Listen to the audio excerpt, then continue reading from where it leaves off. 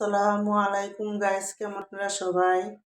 আপনাদের জন্য একটি চিংড়ি মাছের মালাইকারি রেসিপি নিয়ে আসছি। দেখুন, প্রথম আমি চিংড়ি সুন্দর করে ধুইয়া কাটটা রাইখা, তারপরে এখানে নারকেলটা সুন্দর করে কাটটা আমি নারকেলটা একটা ব্লেন্ডারের ভিতরে দিয়ে নারকেলটা কিন্তু আমি নারকেলের দুধ বানাই নিমু। তো এইখানে নারকেলটা যখন ব্লেন্ডার করবো আমি অল্প করে প্রথম পানি দিয়ে তারপর নারকেলটা ব্লেন্ডার করবো।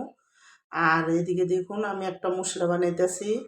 এখানে আমি একটা টমাটো দিছি, 2-3টা কাঁচামরিচ আর কয়েকটা পেঁয়াজ আমি একসাথে দিয়ে দিমু।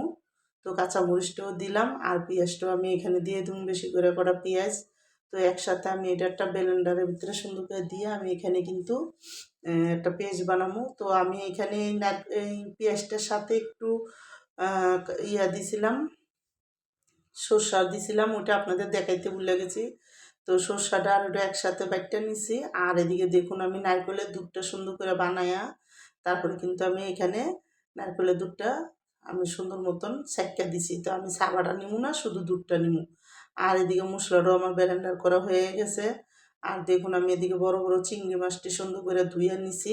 স্বাদ মতন এখানে একটু ধনিয়ার গুঁড়া দিলাম, একটু মরিচের গুঁড়া, একটু হলুদ, একসাথে লবণ দিয়ে কিন্তু আমি দেখুন ভালো মতন মাইখা নিতেছি। তো মাইখা কিন্তু আমি করবো। তো আমি এখানে দেখুন সুন্দর করে কিন্তু মাছটি মাইখা নিছি। আর তেলটা যখন গরম হয়েছে আমি তেলের মধ্যে মাছটি দিয়ে দিতেছি। তো আমি এই তেলটা দিয়েই রান্না করবো, এই জন্য এই তেলটির ভিতরে আমি মাছটি সব দিয়ে দিলাম। দিয়ে কিন্তু যখন মাছটা সুন্দর করে একটা পিঠ লাল হয়ে আইব তখন আমি উল্টাইয়া দেবো। তো একটা পিঠ লাল হয়ে গেলে উল্টাইয়া তারপরে কিন্তু আমি এখানে ইয়ে করবো। আর আমি কিন্তু দেখুন সুন্দর করে যখন মাছটা একটা পিঠ লাল হয়েছে তো উল্টাইয়া দিছি। তো ওই পিঠটা যখন একটু লাল হইব তখনই আমি নামাই দেবো। মাছটা কিন্তু বেশি একটা ভাজবেন না, হালকা ভাজা দিলেই হইব, কারণ মাছ বেশি ভাজলে শক্ত হয়ে যাব। তো আমি দেখুন এখানে কিন্তু সবটি মাছ সুন্দর করে উঠাই দিছি, দিয়া কিন্তু দেখুন নাড়াচাড়া দিয়া এখন আমি মাছটি একটা বাটিতে উঠে রেখে দেবো। তা আমি এখানে চিংড়ি মাছের ডান্ডিটিও দিয়ে দিছি, আমার বাচ্চারা পছন্দ করে এই জন্য। তো দিয়ে কিন্তু দেখুন এই তেলের মধ্যে আমি কয়েকটা পেঁয়াজ দিলাম, কাটা পেঁয়াজ দিছি অল্প করে। দিয়ে পেঁয়াজটা যখন একটু লাল হয়ে আইছে আমি যে মশলাটা তৈরি করছিলাম ওই মশলাটা এখানে দিয়ে দিলাম, পেঁয়াজ বাটাটা।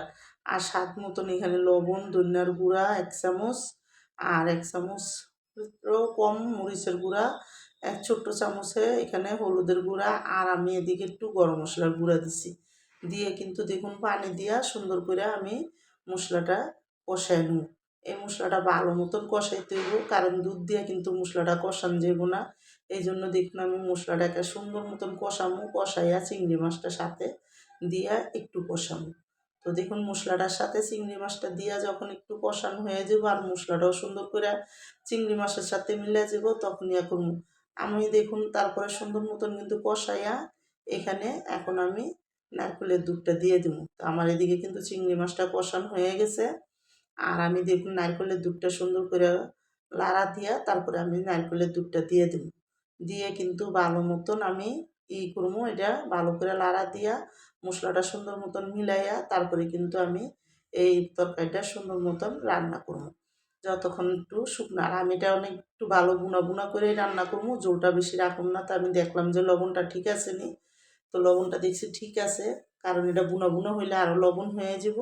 এই জন্য আমি কিন্তু আর লবণটা দিই নাই। তো আমি এদিকে দেখুন 3টা কাঁচামরিচ দিয়ে দিলাম, দিয়ে কিন্তু আমি এটা রান্না হওয়া পর্যন্ত রান্না করব।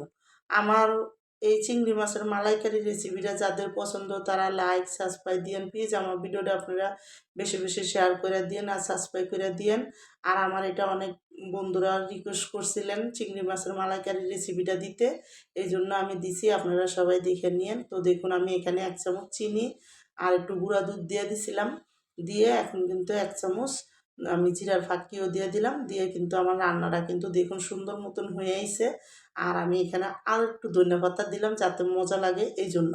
দিয়ে কিন্তু এখন আমি নামাই দেবো। আর দেখুন আমি এটাকে সুন্দর মতন বুনা বুনা করে রাখছি, বেশি একটা ঝোল রাখিনি। আর এত মজা হয়েছে, তারপরে লাস্টে কিন্তু আমি দেখুন এখানে একটু পেঁয়াজ বেরেস্তা দিছি।